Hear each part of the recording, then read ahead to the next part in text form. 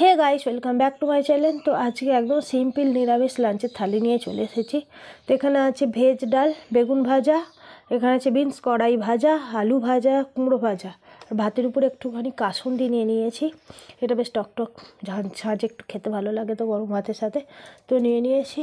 তো চলো ভিডিওটা শেষ পর্যন্ত দেখতে থাকতে অবশ্যই ভালো লাগবে। ভিডিওটাতে আমার সেটা লাইক করো, কমেন্ট করো, চ্যানেলটা সাবস্ক্রাইব করতে ভুলো না। চলো শুরু করি।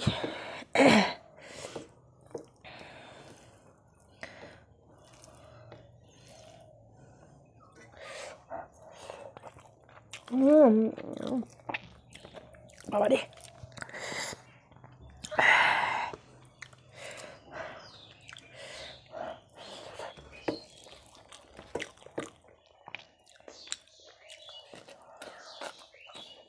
কি ঝাঁঝ!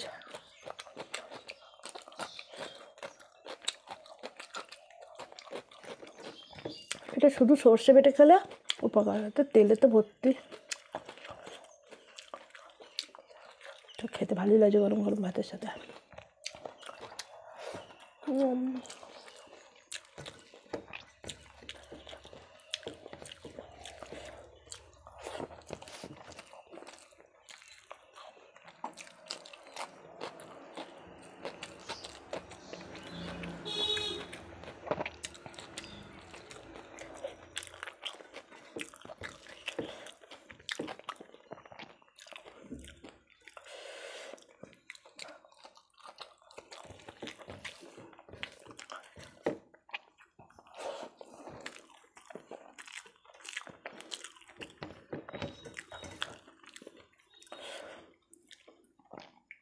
গরম।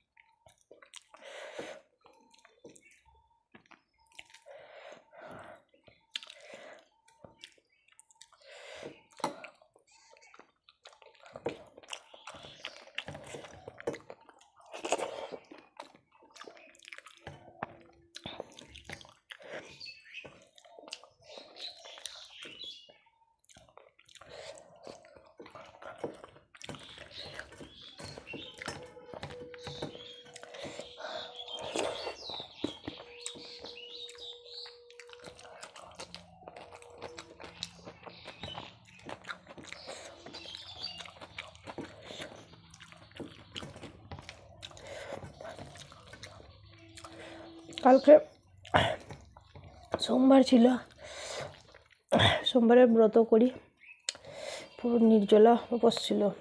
আজকে সকালবেলা সকাল সকাল রান্না করে নিয়েছি, পুজো টুজো করে এখন বাজে 10:30।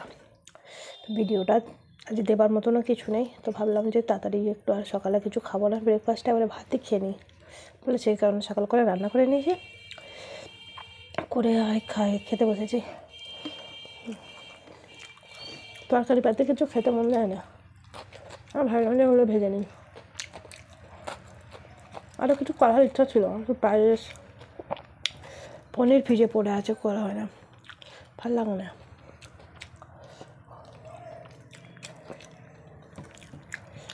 আর মঙ্গলবার, কালকে সরস্বতী পুজো। আমরা মানে ছোটো থেকেই আমার মা আগের দিনকে নিরামিষ ভাত করে দিত, আলু ভাতে ভাত ঘি দিয়ে, সেগুলোই খেতাম। কিন্তু এখন আর নিরামিষ করছি, আলু ভাতে ভাত খাওয়া হচ্ছে, কোথায় তেল খাচ্ছি। আমরা আবার ছোটোবেলাতে সরস্বতী পুজোর আগের দিন তেলও মাখতাম না, একবারে মানে স্নান করে গা হাতেও তেল মাখতাম না। ওই জন্য আজ নিরামিষ। কালকে বৃহস্পতিবার, কাল বুধবার সরস্বতী পুজো নিরামিষ হবে।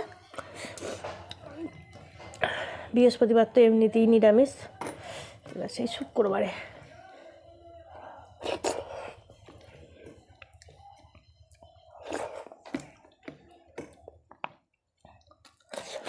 কুমড়োটা এত টেস্টি, পুরো একদম মোমের মতন কুমড়োটা, খুব মিষ্টি।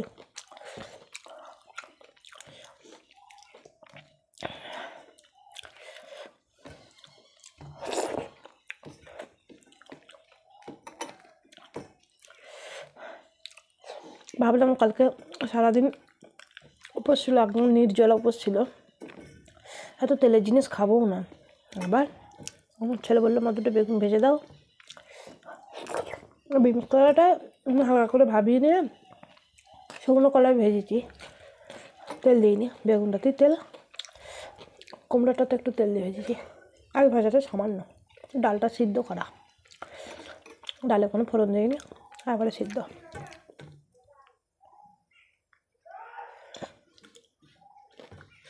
আকাশটা মেঘলা করে আছে, জল হবে কি জানি না।